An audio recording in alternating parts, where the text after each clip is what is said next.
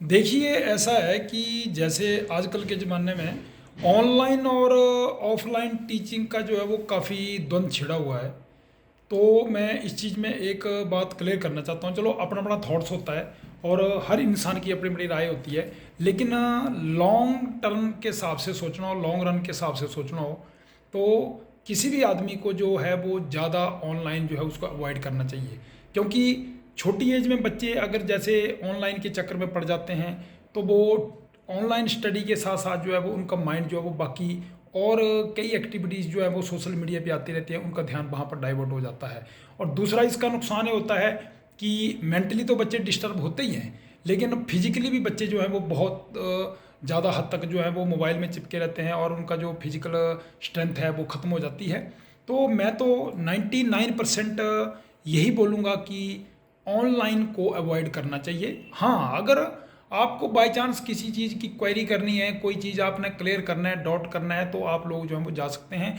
ये जो लंबे टाइम के होते हैं या लॉन्ग टर्म वीडियोज़ होते हैं, लॉन्ग टर्म वीडियो लेक्चर्स होते हैं, या कई चीज़ें ऑनलाइन होती हैं, ये इस चीज़ को अवॉइड करना चाहिए। जैसे बड़ी बड़ी सब्सक्रिप्शन होती हैं, या बड़े बड़े चैनल को बंदे ये कर लेते हैं, सब्सक्राइब कर लेते हैं, फिर उनको देखते रहते हैं पूरा पूरा दिन, 4-4 घंटे, 6-6 घंटे। तो ये लंबे कोर्सेज और लंबी तैयारी जो है 1-1 साल की, इससे बंदे का जो माइंड है, हेल्थ भी उसकी ख़राब होती है।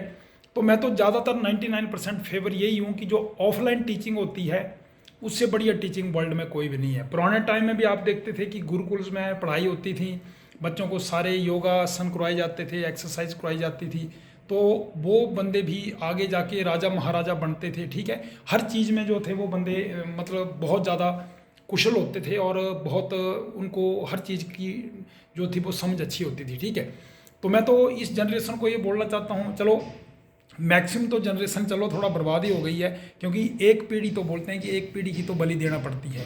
और ये जो आप लोग देखते हैं कि सक्सेस रेट है, कोई सक्सेस हो जा रही है, बहुत कम रेशो होती है। आप देखते हैं कि ऑनलाइन से जो है वो फिजिकली और मेंटली कितना बंदा डिस्टर्ब होता है। ऑफलाइन टीचिंग से होगा कि बच्चा जैसे पढ़ेगा, तो पढ़ाई के साथ साथ जो है वो क्लासरूम का एनवायरनमेंट होगा, फिजिकली एनवायरनमेंट होगा, और बच्चा जो है वो टीचर से डाउट भी पूछ सकता है, अपने डाउट क्लियर भी कर सकता है। तो मैं ज़्यादा से ज़्यादा यही लोगों से रिक्वेस्ट करूँगा कि आप जो हैं वो ऑफलाइन को ज़्यादा सपोर्ट करो। दूर से भी कोई बच्चा है तो चलो कोई बात नहीं, उसका रहने का और खाने का खर्चा आ जाएगा। घर से दूर अगर कोई बंदा ज़्यादा दूर भी है, दूसरे डिस्ट्रिक्ट में भी है, दूसरे स्टेट में भी है, ऑफलाइन अगर आपको बढ़िया सा इंस्टीट्यूट लगता है तो उसमें आपको कोचिंग लेनी चाहिए। ठीक है, जैसे आजकल हमारे पास पुलिस का भी बैच चला हुआ है, इसकी भी कोचिंग चली हुई है।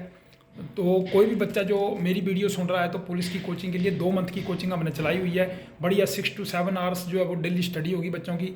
और बाकी दूसरे जो बच्चे एट प्रेजेंट +2 में पढ़ रहे हैं, उनके लिए भी 2 से 3 महीने का जो कोर्सेज है, क्रैश कोर्स हो, वो हम यहाँ पर स्टार्ट कर रहे हैं। जैसे ही बच्चों के एग्ज़ाम खत्म हो जाएंगे, वो बच्चे हमीरपुर में हमारे पास सरस्वती एकेडमी हमीरपुर में ज्वाइन कर सकते हैं। एनडीए की कोचिंग के लिए, पीयू की कोचिंग के लिए, सीयूटी की कोचिंग के लिए, जितने भी एग्ज़ाम हैं, BSc nursing, NEET, JEE Main, सारे एग्ज़ाम कवर हो जाएंगे।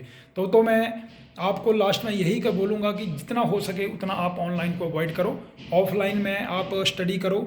सामने डेली टेस्टिंग हो जाएगी आपकी, और क्वेरीज भी आपकी जनरेट होगी, तो आपके डॉट्स रिमूवल भी हो जाएंगे, टेस्टिंग भी हो जाएगी, स्टडी भी हो जाएगी, और आपको फ्रेंड सर्कल एनवायरनमेंट जो है क्लास का वो भी बढ़िया मिल जाएगा। ठीक है, तो be careful. Okay, all the best.